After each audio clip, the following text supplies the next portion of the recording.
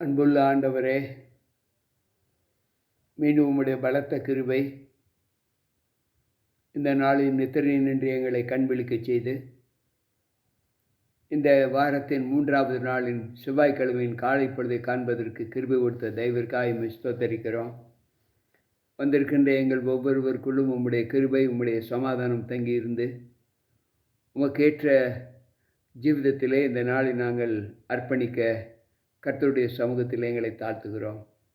மீட்பர் இயேசு கிறிஸ்துவின் நாமத்தில் ஜெபிக்கிறேன் நல்ல பிதாவே, ஆமென்.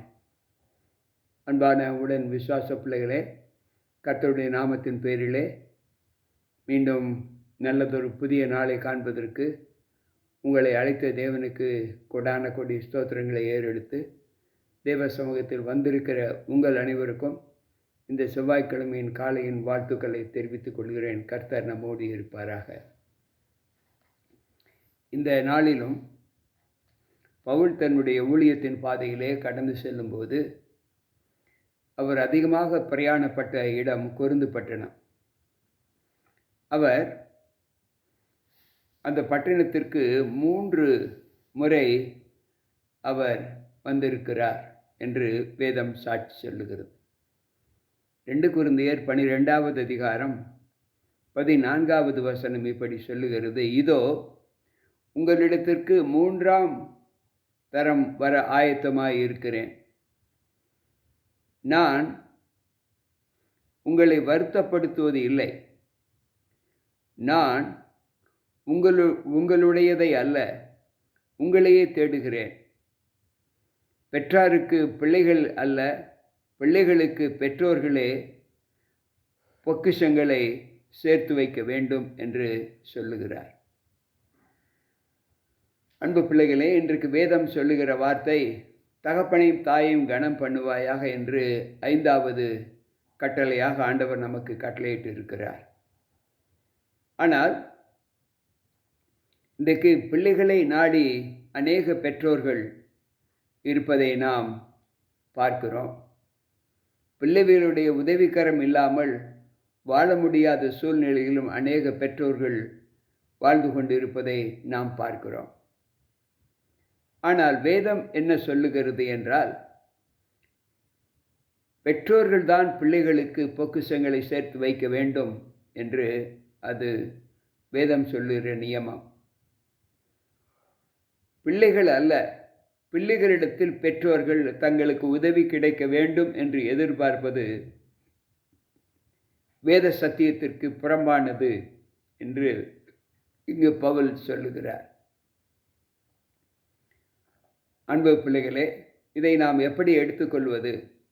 சில பிள்ளைகள் புலம்புவது, என்னுடைய தகப்பன் எனக்கு ஒன்றும் சேர்த்து வைக்கவில்லை, எந்த ஒரு சம்பாத்தியத்தையும் எந்த ஒரு சொத்தையும் எனக்கு வைத்து போகவில்லை, அவர் என்ன இந்த நாளில் பூமியிலே சம்பாதித்தார் என்று ஏங்குகிற பிள்ளைகளும் நாம் பார்த்திருக்கிறோம்.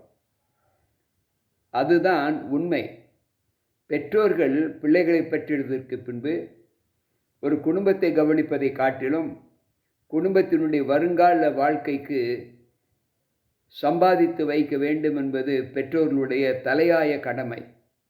ஆனால் அந்த கடமையிலிருந்து சில பெற்றோர்கள் தவறி விடுவதை நாம் பார்க்கிறோம். பிள்ளைகளை அனாதைகளாக விட்டுவிட்டு பிள்ளைகளை கவனிப்பார் இல்லாமல் பார்த்து பிள்ளைகளுக்கு எந்தவித ஒரு சௌகரியமும் செய்து கொடுக்காமல் வாழ்ந்து முடிந்த பெற்றோர்களையும் நாம் பார்க்கிறோம். அன்பு பிள்ளைகளே, வேதம் சொல்லுகிற வார்த்தை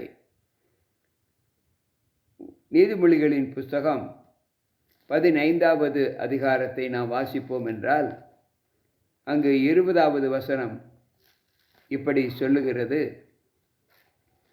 தேவ சமூகத்தில் பிள்ளைகளுடைய ஜீவிதத்திலே எப்படிப்பட்ட ஆசீர்வாதங்களை நாம் பெற வேண்டும்? ஞானமுள்ள மகன் தகப்பனை சந்தோஷப்படுத்துகிறான், மதியற்ற மனுஷனோ தன் தாயை அலட்சியம் பண்ணுகிறான். இங்கு வேதம் சொல்லுகிறது, ஞானமற்ற மகன் தன் தாயை அலட்சியம் பண்ணுகிறான், ஞானமுள்ள மகன் தன் தகப்பனை சந்தோஷப்படுத்துகிறான். அன்பு பிள்ளைகளே, சற்று யோசித்து பார்க்க வேண்டும்.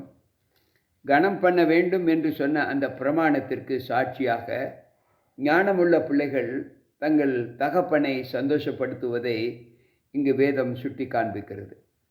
நீதிமொழிகள் 19:14 வாசிப்போம் என்றால், வீடும் ஆஸ்தியும்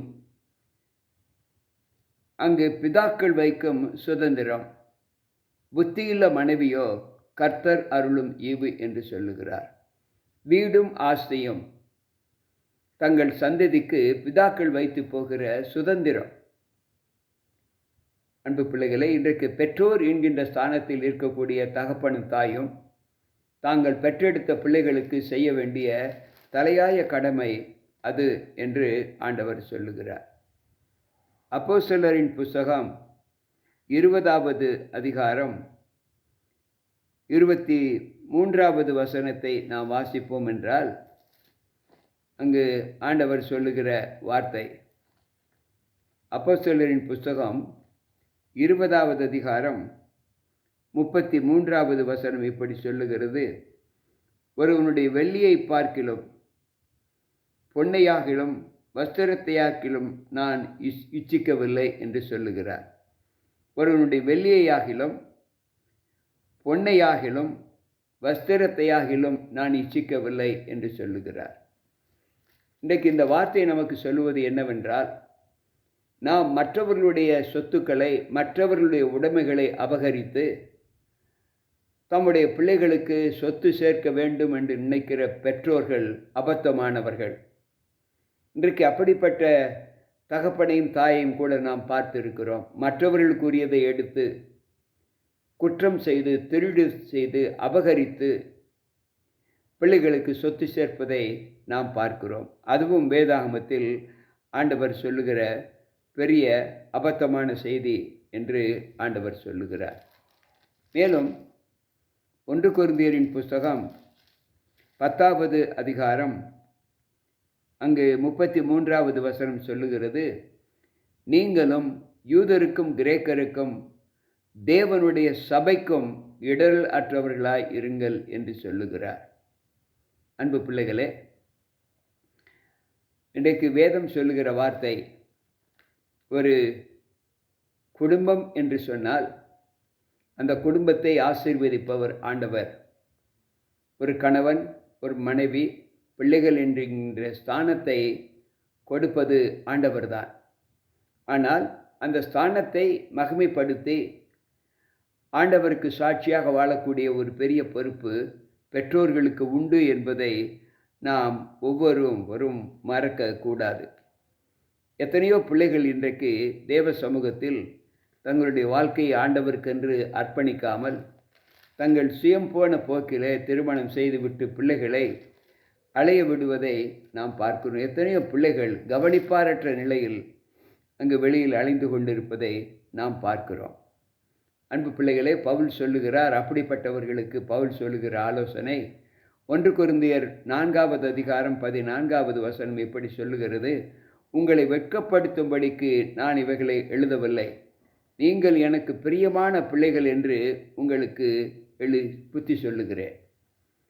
உங்கள் குற்றங்களை குறித்து நான் சொல்லாமல், நீங்கள் ஆண்டவருக்கு எனக்கு பிரியமான பிள்ளைகள், நீங்கள் இப்படித்தான் இருக்க வேண்டும் என்று உங்களுக்கு நான் புத்தி சொல்லுகிறேன் என்று பவுல் சொல்லுகிறார்.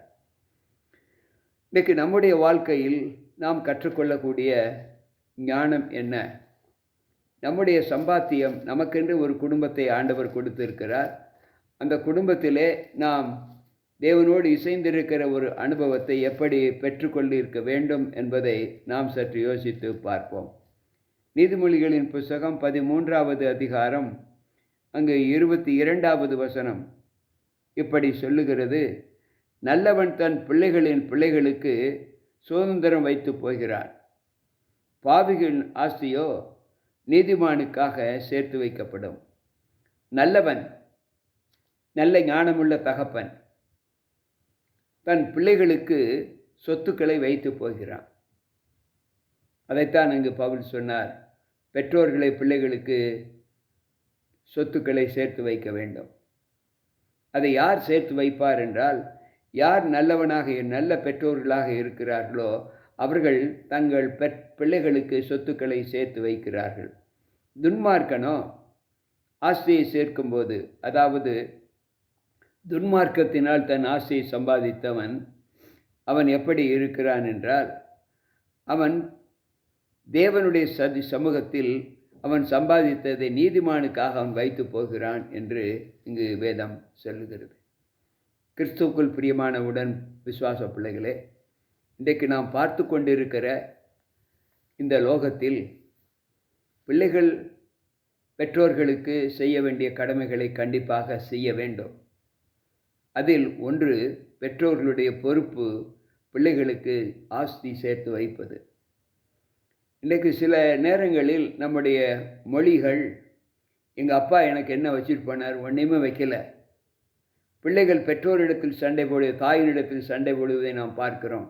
உன் புருஷன் எனக்காக என்ன செஞ்சார், ஒன்றுமே வைக்கலையே, என்னை அனாதையாக விட்டுட்டு போயிட்டார் அப்படிங்கிற வார்த்தைகளை பிள்ளைகள் தாயினிடத்தில் சொல்வதை நாம் கேட்டு இருக்கிறோம்.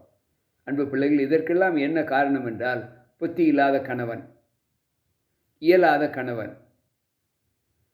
அப்படிப்பட்டவர்கள் தங்கள் பிள்ளைகளுக்கு கஷ்டத்தை, துக்கத்தை சம்பாதித்து வைத்து போவதை மட்டுமே அவர்கள் அனுபவித்திருக்கிறார்கள். பிள்ளைகளை பெற்று விடுகிறார்கள். அந்த பிள்ளைகளுக்கு இருக்கக்கூடிய வளர்ச்சிக்கு, குடும்பத்திற்கு, பிற்கால வாழ்க்கைக்கு இருக்கக்கூடிய சம்பவம் என்ன என்பதை உணராது இருக்கிற பெற்றோர்களை நாம் பார்க்கிறோம், தகப்பன்மார்களை பார்க்கிறோம். அதைத்தான் அங்கு பவுல் சொல்லுகிறார், நீங்கள் பிள்ளைகளுக்கு சொத்துக்களை சேர்த்து வையுங்கள். எனக்கு பிரியமான தேவ பிள்ளைகளே, நம்முடைய வாழ்க்கையில் நாம் கண்டுகொள்ளக்கூடிய அனுபவங்கள் என்ன என்பதை யோசித்து, இங்கு தகப்பனுக்கும் தாய்க்கும் உரிய பொறுப்பு குடும்பத்தில் எப்படிப்பட்டதாக இருக்க வேண்டும் என்பதை இங்கு ஆண்டவர் சொல்லித் தருகிறார். உன் தகப்பன் புத்தியை கேள், உன் தாயின் போதகத்தை தள்ளாதே என்று ஞானி சொல்லும்போது, இன்றைக்கு எத்தனையோ பிள்ளைகளும் பெற்றோர்களுக்கு செவி கொடுக்காமல் தங்களுடைய சுய இச்சைகளின்படியே வாழ்க்கையை நடத்துவதை நாம் பார்க்கிறோம். அதுவும் பெற்றோர்களுக்கு வரக்கூடிய இழுக்கு என்பதை இந்த வேதம் நமக்கு சுட்டி காண்பிக்கிறது. அன்பு பிள்ளைகளே, இன்றைக்கு ஆண்டவர் நம்மை ஒரு குடும்பமாக ஏற்படுத்தி இருக்கிறார் என்றால், ஏன் ஒரு குடும்பமாக ஏற்படுத்த வேண்டும்? அங்கு கொர்நேலியுவை குறித்து அப்போஸ்தலர் 10வது அதிகாரத்திலே சொல்லப்பட்டபடி, குடும்பம் முழுவதும் பயபக்தி உள்ளவனும் குடும்பத்தோடு ஜெபிக்கிற அனுபவத்தை பெற்றவனுமாக அந்த கொர்நேலியு இருந்தான் என்று வேதம் சொல்லுகிறது. அதைப்போல இன்றைக்கு ஒவ்வொரு தகப்பனும் தாயும் பக்தி உள்ளவர்களாய், தேவனை நாடி ஜீவிக்கிற பிள்ளைகளாய், தங்கள் பிள்ளைகளுக்கு பழக்குவிக்கத்தக்க ஒரு குணத்தை அவர்கள் கற்பிக்க வேண்டும். இன்றைக்கு எத்தனையோ பிள்ளைகள் சிறு வயதிலேயே அனாதை இல்லங்களிலே வளர்க்கப்படுவதை நாம் பார்க்கிறோம். தாயின் அன்பு, தகப்பனின் அன்பு இல்லாமல் பிரிந்து போகக்கூடிய அனுபவங்களை நாம் பார்க்கிறோம். அப்படிப்பட்ட பிள்ளைகள் மீது ஆண்டவர் கரிசனை காட்டி அவர்களுக்கு நல்ல பாடத்தை புகட்ட வேண்டும் என்றுதான் பிள்ளைகளுடைய அன்பு பெற்றோர்கள் மீதும், பெற்றோர்களுடைய அன்பு பிள்ளைகள் மீதும், பெற்றோர்கள் பிள்ளைகளை கண்காணிக்கக்கூடிய ஒரு பெரிய பொறுப்பில் அவர்கள் இருக்க வேண்டும் என்றும் ஆண்டவர் இந்த செய்தியை வேதத்தில் வைத்திருக்கிறார். எனவே பவுல் சொல்லுவது, நான் 3ஆம் தரம் உங்களிடத்தில் வர ஆசைப்படுகிறேன். அது உங்களுடைய குணங்களை சுட்டி காண்பதற்கு அல்ல, நீங்கள் நல்லவர்களாக வாழ வேண்டும் என்று நான் உங்களுக்கு புத்தி சொல்லுகிறேன். அந்த புத்தி என்னவென்றால், பெற்றோர்கள் நீங்கள் உங்கள் பிள்ளைகளுக்கு ஆஸ்தியை சேர்த்து வைக்க வேண்டியது உங்கள் மீது இருக்கக்கூடிய பெரிய கடமை என்று சொல்லுகிறார். அன்பு விசுவாச பிள்ளைகளே, இதை கேட்ட நாமும், பெற்றோர்களாகிய நாமும் நம்முடைய பிள்ளைகளுக்கு சம்பத்தை சேர்த்து வைத்து அவருடைய பிற்கால வாழ்க்கையில் அது அவர்களுக்கு பிரயோஜனப்படும்படி நாம் இந்த பூலோக வாழ்க்கையை நடத்துவோம். ஞானத்தோடும் புத்தியோடும் நடத்துவோம். கர்த்தர் நம்மோடு இருப்பாராக. ஜெபிப்போம். அன்புள்ள ஆண்டவரே, உம்முடைய வார்த்தைகளை கேட்ட எங்கள் ஒவ்வொருவருக்கும் உம்முடைய கிருபை இருந்து பாதுகாத்து, நல்ல ஈவுகளினாலே நாங்கள் இந்த லோகத்தில் உம்முடைய நாமத்தின் ஆசீர்வாதத்தோடு இந்த குடும்பத்தை நடத்த வேண்டும் என்று எங்களுக்கு கற்றுக் கொடுத்தீர். நன்றி ஆண்டவரே. நாங்களும் அப்படிப்பட்ட குணமுள்ள, புத்தியுள்ள பெற்றோர்களாக வாழ எங்களை உம்முடைய கரத்தில் ஒப்புக் கொடுக்கிறோம். பிள்ளைகள் கர்த்தரால் வரும் ஈவு என்று சொல்லி இருக்கிறீர். உம்முடைய சுதந்திரம்தான் நீர் எங்களுக்கு கொடுத்த அந்த பிள்ளைகள். அந்த பிள்ளைகளை சரிவர நாங்கள் பராமரிக்க வேண்டியது எங்களுடைய பொறுப்பு. பிள்ளையாண்டானை நடத்த வேண்டிய விதத்தில் நடத்து என்று சொல்லி இருக்கிறீர். அந்த நடத்துதலை பெற்றோர்களாக நாங்கள் ஆண்டவரை அக்கறையோடு எங்களுக்கு கொடுத்த அந்த பிள்ளைகள் வளர்ச்சியை நாங்கள் கண்டு சந்தோஷப்பட எங்களுக்கு நற்புத்தியை தாரும், நல்ல ஞானத்தை தாரும். கேட்டுக்கொண்டிருக்கிற ஒவ்வொரு பெற்றோர்களுக்கும் அப்படிப்பட்ட குணத்தை தந்து குடும்ப தலைவன் என்ற பெயரை தற்காத்து கொள்ள என் தேவன் கிருபை செய்யும். மீட்பர் இயேசு கிறிஸ்துவின் நாமத்தில் ஜெபிக்கிறேன் நல்ல பிதாவே, ஆமென். அன்பு பிள்ளைகளே, கர்த்தருடைய வார்த்தைகளை கேட்ட உங்களுக்குள் பெற்றோருடைய பொறுப்பு என்ன என்பதை நீங்கள் அறிந்து அதற்கேற்ற ஞானமாய் நடப்பதற்கான பலத்தை தேவன் உங்களுக்கு கொடுக்க வேண்டும் என்று ஜெபியுங்கள். கர்த்தர் நம்மோடு இருப்பாராக. மீண்டும் நாளை சந்திப்போம். உங்கள் போதகர் ஜி.கே. ராபர்ட். ஆமென்.